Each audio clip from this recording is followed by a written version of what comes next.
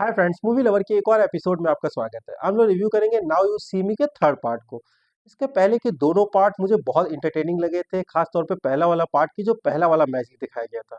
जिस तरह से एक दूसरे कंट्री से पैसे को गायब करके उस प्लेस पे लेते आना जहाँ पे ये लोग थे, मैं सच में शॉक्ड हो गया था कि चीज़ किए तो किए कैसे। पर आगे चल के वो पूरा इसको डिफाइन भी करते हैं किस तरह से इस मैजिक को उन्होंने, मैजिक नहीं, ट्रिक कह लीजिए। यही चीज़ मुझे इस फिल्म की मिसिंग लगी। इस फ़िल्म में जितने भी शोज़ दिखाए जा रहे थे, जो भी ट्रिक्स दिखाए जा रहे थे, कहीं न कहीं उस उसे बिलीव करने में आपको बहुत प्रॉब्लम होगी।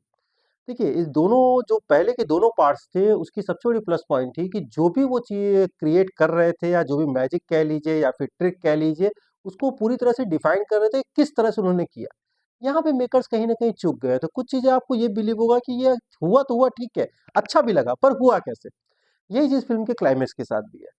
क्लाइमेक्स आपको एंटरटेन तो करता है, पर कहीं न कहीं बिलीव करने में आपको ये प्रॉब्लम हो सकती है कि ठीक है, ये चीज़ हुआ तो हुआ था कैसे? तो ओवरऑल ये मेरे लिए वन टाइम वॉच थी।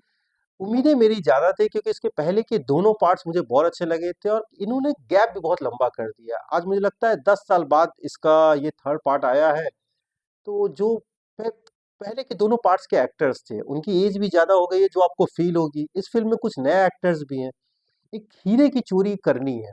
चोरी बड़ी थी, तो टीम भी बड़ी की गई। तो उन दोनों के बीच का जो कन्वर्सेशन चलता है, अब जो यंग एज के हैं वो ओल्ड एज को पुराना चावल समझते हैं और जो ओल्ड एज के हैं वो नौ नए को यही समझते हैं कि यार तुम्हें कुछ नहीं आता, हम हमारी जनरेशन को सब कुछ आता है। तो वो एक खट्टा-मीठा नोक-झोंक चलता रहता है जो कभी एंटरटेन भी करता है, कभी इरिटेट भी करता है। पर ओवरऑल पूरी फ़िल्म देखने के बाद मुझे यही रियलाइज़ हुआ कि कहीं न कहीं ये फ़िल्म आपकी उम्मीदों पे, अगर आपने उसके पहले के दोनों पार्ट्स देखे हुए हैं और ये फ़िल्म देखने के पहले आपको पहले के दोनों पार्ट देखा होना भी ज़रूरी है, क्योंकि आपको समझ में फिर कुछ नहीं आएगा। क्योंकि जितने भी कैरेक्टर्स हैं, पहले के दोनों पार्ट्स के सारे इसमें भरे हुए हैं और कुछ नए कै एक्टर्स भी हैं। तो लास्ट में यही कहूँगा कि अगर दोनों पार्ट्स देखे हुए हैं और इंग्लिश में आप मूवी देखना, एन्जॉय करना पसंद करते हैं, तो एक बार इसके शोज़ देख सकते हैं क्योंकि इसके जो शोज़ चल रहे हैं, वो इंग्लिश में ही चल रहा है।